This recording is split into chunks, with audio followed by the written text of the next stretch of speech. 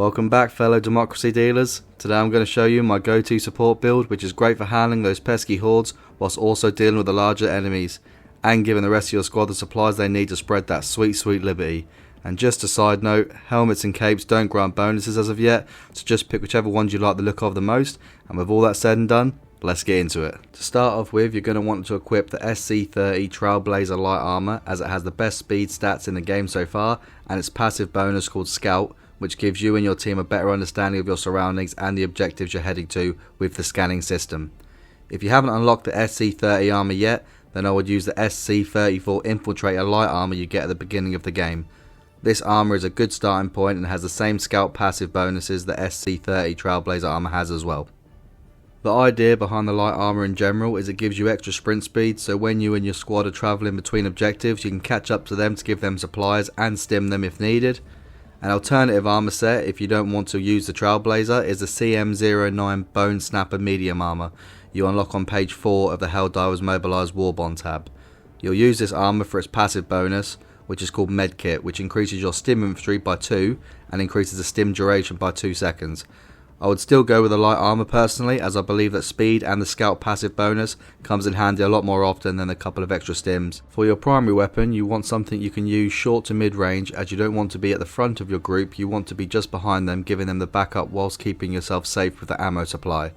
With decent range and accuracy, I find the AR-23P Liberator Penetrator to be my favourite for this role. I know a lot of people don't like this weapon, but for this support build it's a gem.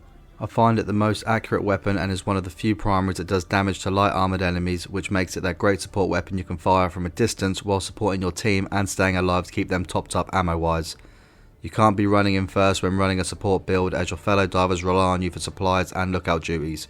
If you really can't stand the AR-23P Liberator Penetrator, then the original AR-23 Liberator Assault Rifle is a great alternative and will serve you just as well. For your secondary, it's none other than the P19 Redeemer Machine Pistol. I won't say much on this as you unlock it early, and it's your best secondary to pull out when reloading your primary isn't fast enough. Grenades wise, you can either use the G16 Impact Grenade just for its quickness when eliminating approaching hordes, or for a more tactical support grenade I would use the Smoke Grenade unlocked way down on page 8 of the Helldivers Mobilised Warbond tab, but I would only use this against the automatons, as it is more useful against enemies that fire back and you need to block their line of sight. So on to stratagems. First and foremost, you need the supply backpack unlocked at level 5 and costs 4,000 requisition points.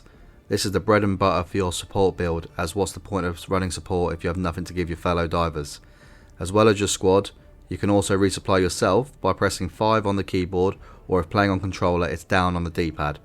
The supply pack holds 4 supply boxes, so be sure to call in a supply pack as soon as it's available to keep your pack topped up. Also, if you call in a resupply and pick up an ammo box, it doesn't only resupply your current ammunition, but also your supply pack, so keep that in mind when dishing out the ammo. Your second stratagem is the autocannon sentry, which you unlock at level 13 and costs 6,000 requisition points. It offers that heavy hitting firepower for the armoured enemies, whilst also having very good range to keep you safe and support your squad. Just be sure to position it wisely to avoid friendly fire.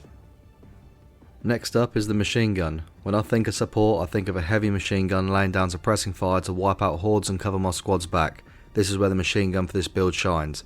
It has a large magazine and can put out a lot of damage whilst having minimal recoil when aiming down the sight, which makes it great for both short and mid range and is great for crowd control. The only slight negative is that it's quite ammo hungry, but lucky for you, you have a supply pack to keep you topped up, which in turn gives your fellow divers their much needed support.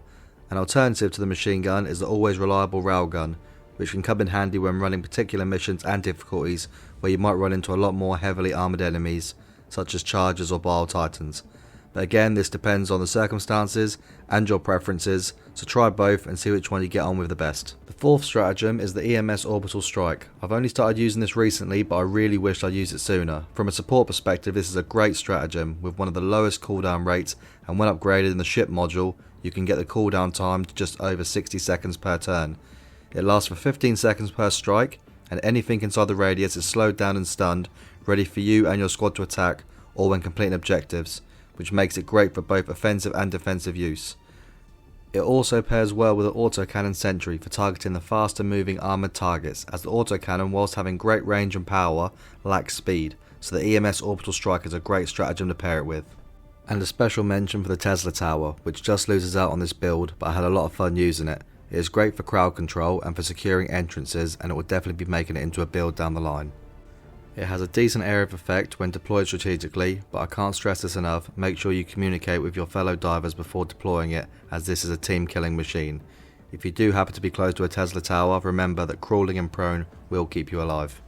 As for boosters, I would always run the Vitality booster to avoid serious injury, which saves stims for everyone, but since the booster is earned early on, hopefully someone in the squad should have it equipped, and for those that are a higher level, I would recommend using the Stamina Enhancement booster, as it's my go-to for most endgame builds. I hope you divers enjoyed watching, and I just wanted to say thank you, as my last video I released has nearly hit 10,000 views, which is my highest viewed video by a long shot, so thanks, and I appreciate your support. Please be sure to like and subscribe, and I'll see you on the battlefield. Blagger out.